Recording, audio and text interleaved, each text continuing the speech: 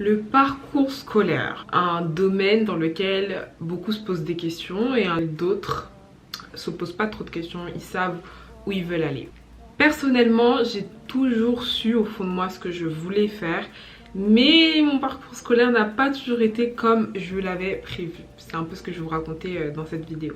Donc aujourd'hui on se retrouve pas pour un vlog, mais pour une face cam parce que j'avais pas envie de proposer quelque chose qui ressemblait à toutes les autres vidéos que j'avais déjà faites depuis le début de ce challenge, mais je vais quand même vous partager quelque chose parce que c'est l'objectif aussi de faire des vidéos jusqu'à la fin de l'année. Donc même si on ne vlog pas, on fait des vidéos. Je vais commencer par vous présenter un peu mon parcours scolaire. En fait, il faut savoir que j'ai toujours voulu faire de l'événementiel. J'ai toujours voulu faire de l'événementiel en fait, mais je pensais qu'il fallait aller dans la filière hôtelière parce que moi je voyais vraiment que la partie prestataire, c'est-à-dire le traiteur, les serveurs et tout, je ne voyais que ça, alors que il y avait aussi l'autre partie un peu plus logistique, un peu plus l'organisation en fait qui va justement appeler les prestataires. J'ai fini, donc j'ai eu mon brevet et tout, super bien, mention assez bien. Et j'ai continué en lycée hôtelier, donc lycée François Rabelais à Duny, où j'ai fait je suis partie pour un diplôme en fait en technologie. Donc c'était un bac sciences technologie en hôtellerie-restauration. Je n'ai pas allé en pro parce que mon professeur principal et ma mère ne voulaient pas que j'aille en pro, donc du coup j'ai essayé de feinter un peu et j'ai trouvé un bac général technologique. C'était un nouveau bac, donc il n'y avait pas énormément de pratiques, ce que j'ai trouvé dommage. Donc j'ai fait 3 ans dans la même classe avec les mêmes personnes. Ensuite, continué du coup à un BTS, MHR, Management en hôtellerie-restauration, option restauration. Donc j'ai fait la première année dans le même lycée et j'ai continué en deuxième année. Par contre j'ai dit non, c'est mort, je ne continue pas en initiale. Non seulement j'ai besoin de sous, non seulement j'ai besoin d'être indépendante financièrement, mais j'ai besoin d'expérimenter, j'ai besoin de savoir ce que c'est réellement en fait. Le fait de travailler dans un restaurant, dans un hôtel, qu'est-ce que c'est de gérer un service, parce que bon, à l'école on nous donne des cours, mais c'est pas la réalité et c'est vraiment sur le terrain que tu comprends, que tu vois les choses et que tu expérimentes. Donc j'ai dit c'est mort. Deuxième année, moi je ne continue pas en initiale et je pouvais pas continuer dans le même établissement parce qu'ils avaient fermé la classe d'alternance pour manque d'effectifs. Donc trop bien parce qu'en réalité bah, ça te fait sortir de ta zone de confort, ça te fait sortir d'un environnement que tu connais déjà. J'ai commencé à chercher, donc faut savoir aussi qu'en première année je devais effectuer un stage que j'ai effectué au Fouquet's, au room service. C'était trop bien, franchement c'était un bête de stage, j'ai beaucoup appris. Une entreprise dans laquelle je voulais absolument travailler, c'est-à-dire que j'avais une liste d'entreprises dans laquelle je voulais travailler en hôtellerie-restauration et dedans il y avait le Fouquet's. Donc j'ai eu mon stage au travers de mes relations, très sincèrement. J'ai cherché et c'est en parlant à mon frère disant que je cherchais un de mes frères, je lui disais que je cherchais un stage et lui du coup il connaissait un pote à lui qui travaillait au Fouquet's et tout, etc. Ça s'est fait comme ça. Donc j'ai eu mon entretien, j'étais acceptée, j'ai fait mes 3 mois de stage, mais comme je vous ai dit je voulais absolument aller en alternance. Donc qu'est-ce que j'ai fait? Je suis partie voir les ressources humaines pour voir est-ce que vous avez un poste pour un alternant pour la rentrée pour le restaurant. Donc pour le restaurant en fait de l'hôtel, parce qu'il faut savoir que bah, du coup il y a deux restaurants au Fouquet's, il y a l'hôtel et il y a 2 restaurants, la brasserie et le restaurant de l'hôtel. Ils avaient du coup de la place et c'était aussi une très belle expérience. Mais avant ça il fallait que je trouve, donc j'avais déjà mon alternance, il fallait maintenant que je trouve l'école. Et j'avais aussi une liste bien définie d'écoles dans laquelle je voulais aller, mais il y en avait une en particulier qui avait vraiment attiré mon attention. C'était le CFA Médéric qui est dans le 17e. J'ai postulé partout, j'ai envoyé mes dossiers et tout, etc.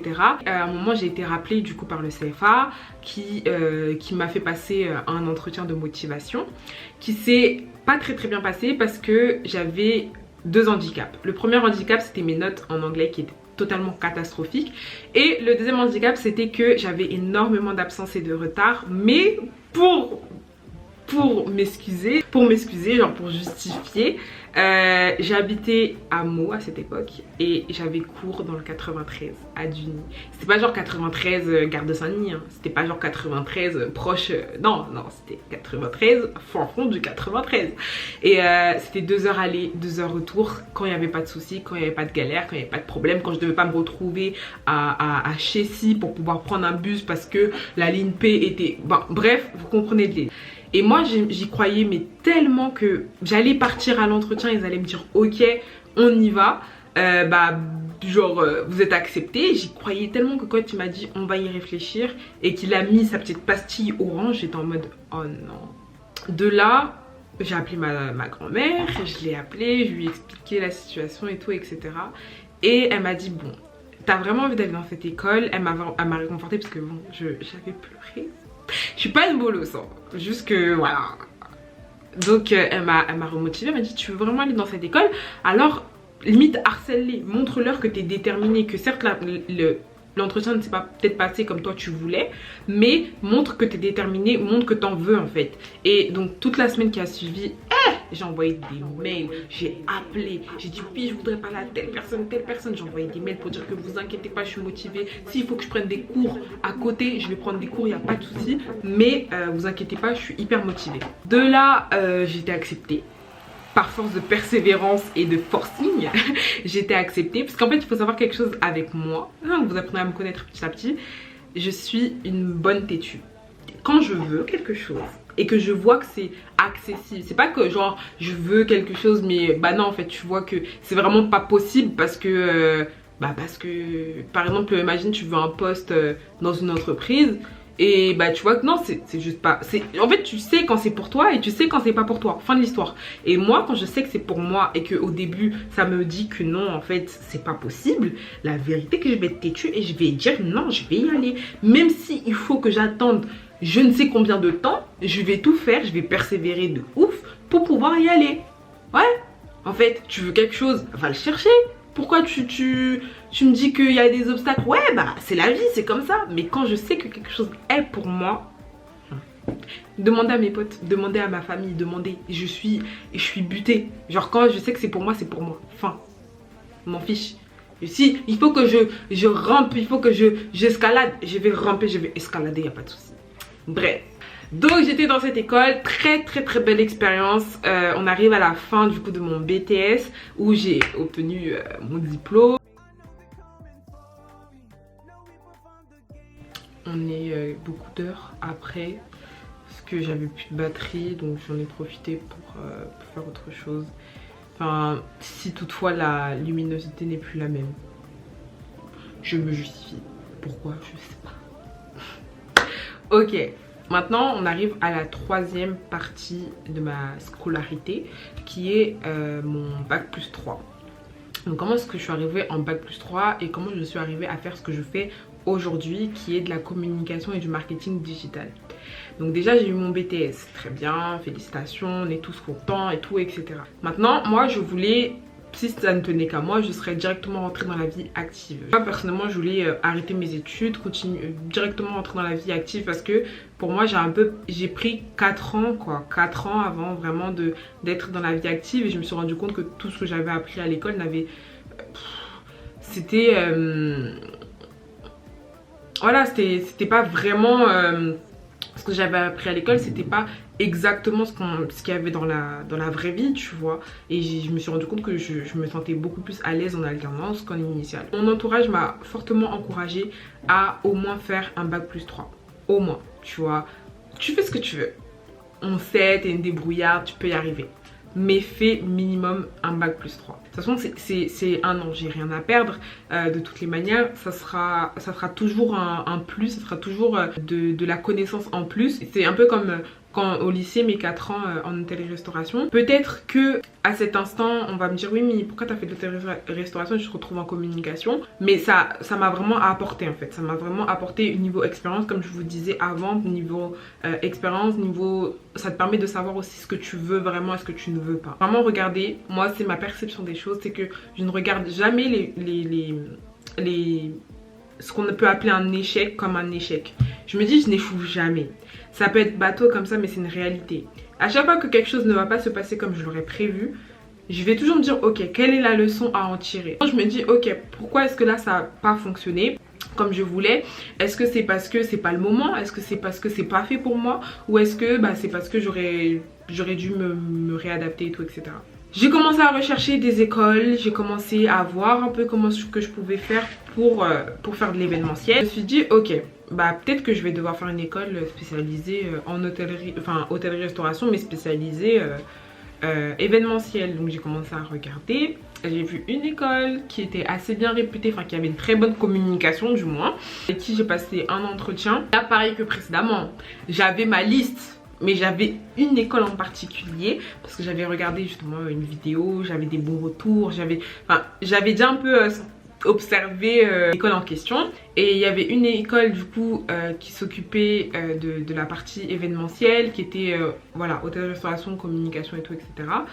J'ai passé un entretien, ça m'a pas du tout plu, j'ai pas du tout aimé comment la personne m'avait accueilli. Je trouvais que c'était beaucoup trop commercial, même si bon... Les écoles de commerce, oui d'accord, il y a de la pédagogie, mais j'ai continué à chercher par-ci par-là, et il y avait quelque chose qui me disait que l'école où je voulais aller, donc PPA dans laquelle je suis aujourd'hui, j'allais pas pouvoir y aller. Genre j'avais tellement de pensées négatives, tellement en mode mais tu vas pas réussir, mais tu vas pas y aller, quand. Parce que oui, après j'ai fait des recherches aussi sur le domaine de l'événementiel. Je me dis mais quelle étude il faut faire après le bac, genre quelles sont les études qu'il faut faire. Et j'ai vu qu'il fallait faire un bac communication, mais moi j'étais pas du tout au courant. C'est à dire que on m'a pas informé de ça. Ah ouais, pour moi je pensais vraiment, mais comme je vous ai dit au début, que c'était l'événementiel étant en lien avec l'hôtellerie-restauration. Donc j'ai commencé à regarder et je me suis dit je vais surtout pas reprendre mes études en mode je refais un BTS communication, il en est hors de question. Ouais, un BTS communication, il en est hors de question. Je vais poursuivre mes études dans cette lancée là, une réorientation, ça passe ou ça passe. Vous voyez, en gros c'était ça passe ou ça passe. Soit l'école elle me prend, soit l'école elle me prend en fait. Parce que souvent on peut te dire non, on veut pas vous prendre parce que vous n'avez pas forcément le niveau, ou parce que autant que vous puissiez refaire un BTS, et après non, j'ai dit non, là l'école soit elle me prend, soit elle me prend. Donc j'ai postulé dans l'école dans laquelle je suis actuellement. Je vais pas vous mentir, j'ai désisté 2 fois avant même d'être admise. On me dit oui, votre profil est admissible, mais j'ai désisté 2 fois. Genre j'ai supprimé mon profil et tout parce que j'avais peur, parce que je savais pas comment ça se passait et tout, etc. Jusqu'au moment où je me suis dit j'ai pris le taureau par les cornes. Et vous voyez ce vision board là, celui-là c'est celui de la fin de l'année, mais dans celui comment dirais-je, de l'année, du début d'année, il y avait le logo de mon école. Je voulais absolument aller dans cette école. Je voulais aller dans cette école, genre quoi qu'il en coûte, je voulais aller dans cette école. J'ai pris le taureau par les cornes, j'ai pris ma peur, je dis ok, tu te calmes, ça va bien se passer, on y va en fait.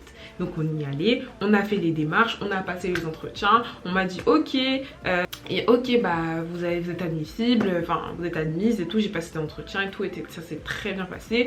On m'a dit oui, vous allez faire une mise à niveau et tout, ok, pas de souci. Et faut savoir, donc tout ça pour arriver au final que je suis arrivée dans l'école dans laquelle je suis actuellement. Malheureusement ça s'est pas passé comme j'avais prévu, encore une fois, parce que moi j'avais prévu de faire la rentrée d'octobre 2020, mais selon eux je n'avais pas forcément le niveau pour pouvoir rentrer directement en rentrée de octobre. Donc ils ont préféré me décaler sur la rentrée de janvier 2021. Ok, et donc j'ai commencé en janvier 2021, mais il faut savoir que entre le Covid, j'ai eu mon BTS, je vivais un peu du chômage et mon inscription, parce que oui, entre temps je travaillais pas forcément, mais parce que je voulais me concentrer sur ma poursuite d'études, parce que je savais très bien que si je commençais à travailler, les gars, c'était mort. Genre, ne me parlez plus de bac plus je ne sais combien. Et je me suis beaucoup formée en autodidacte en ce qui concerne la communication. Un point qui est très important, c'est que quand vous êtes intéressé par un domaine, même si vous n'avez pas les compétences, même si vous n'avez pas forcément les compétences, parce que je n'avais aucune compétence en communication, juste que j'aime beaucoup la communication, j'aime beaucoup les réseaux sociaux, je fais une historique par-ci, mais je ne connaissais pas réellement les enjeux en fait de la communication, comment est-ce qu'il fallait communiquer autour d'eux, comment est-ce qu'il fallait faire un visuel, quelles étaient les règles pour faire des visuels, au niveau du graphisme et tout. En fait, j'avais pas forcément les bases tu vois. Et un truc vraiment j'aimerais vous encourager, c'est le fait d'investir en vous. Bon, c'était le thème d'une prochaine vidéo, mais ce serait d'investir un maximum en vous. Investissez en vous, c'est à dire que pendant tout ce temps où j'étais en train de chercher mon école, où j'étais en train de voir ce que j'allais faire et tout, de rechercher, j'ai commencé à voir ok, peut-être que là actuellement je n'ai pas les compétences qui sont requises, mais je vais tout faire pour pouvoir acquérir un maximum de compétences et que comme ça, quand je passe en entretien, je vais pouvoir me mettre en valeur à ce niveau-là et dire que ok, j'avais pas les compétences, mais voilà, je suis une personne très autodidacte, une personne qui sait ce qu'elle veut et qui se donne les moyens d'eux en fait. Et cette expérience, ça m'a vraiment fait comprendre ça. Cette expérience, elle m'a fait comprendre que si les opportunités, elles ne te sont pas données, c'est à toi de créer les opportunités. Et j'ai commencé vraiment à me renseigner, à lire des articles, à faire des visuels. Et je me rappelle qu'à cette époque aussi, j'avais créé une association qui est Créaskill, bon, qui est un peu en stand-by en ce moment mais qui va bientôt revenir. Et j'avais créé voilà une association Créaskill parce que je voulais motiver aussi, j'étais dans la genèse de je veux motiver les personnes, je veux aider les personnes et tout. Et d'un côté je me suis dit c'est une très très belle opportunité pour que je vienne à développer mon côté graphiste en fait, mon côté créatif. Je me suis donné les moyens d'eux et au final bah ça satisfaisait et les personnes étaient étonnées quand même de voir que bah, quelqu'un qui n'avait jamais fait, voilà, c'était pas forcément, elle n'était pas prédestinée à être graphiste, elle n'était pas prédestinée à être communicante et au final que bah, j'avais des très très bons retours. Investis en toi, investis dans des formations, investis dans tes connaissances, investis dans ton intellect, investis dans la pratique, investis. Investis, investis, investis et investis. Parce qu'en réalité, si toi tu n'investis pas en toi, personne ne le fera pour toi. Si tu attends que les gens investissent en toi, bah tu vas attendre longtemps. Très longtemps. Longtemps. Mais longtemps. Je suis aujourd'hui étudiante chez PPA Business School, donc en rentrée de janvier. J'arrive à la fin de mon année. Est-ce que je vais poursuivre ou pas? Peut-être. À la base, franchement, dans ma tête, franchement, dans ma tête, c'est je travaille. C'est j'ai mon bac plus 3 et je vais travailler.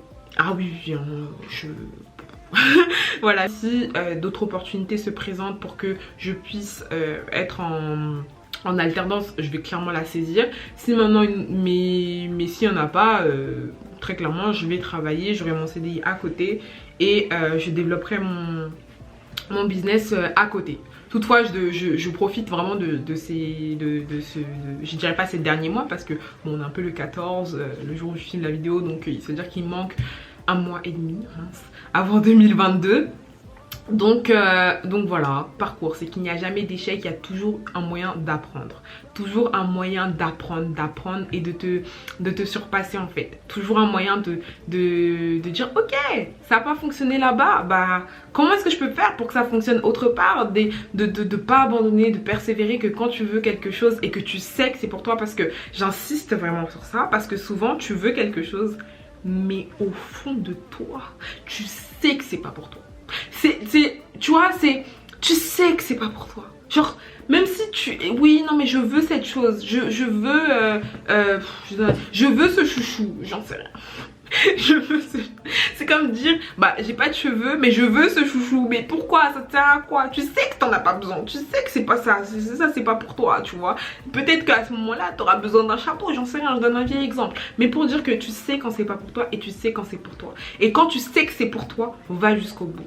Franchement, je dis ça a l'air d'être facile dit comme ça, dans le sens où tu sais que c'est pour toi, vas-y et tout, et du jour au lendemain c'est bon, t'as la réponse. Pas du tout, hein. Pas du tout.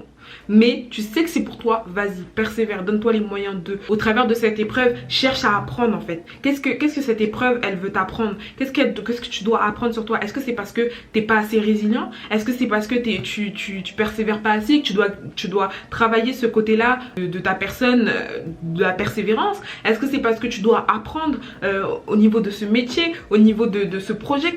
En fait, c'est vraiment de regarder qu'est-ce que je peux apprendre au travers de cette épreuve-là.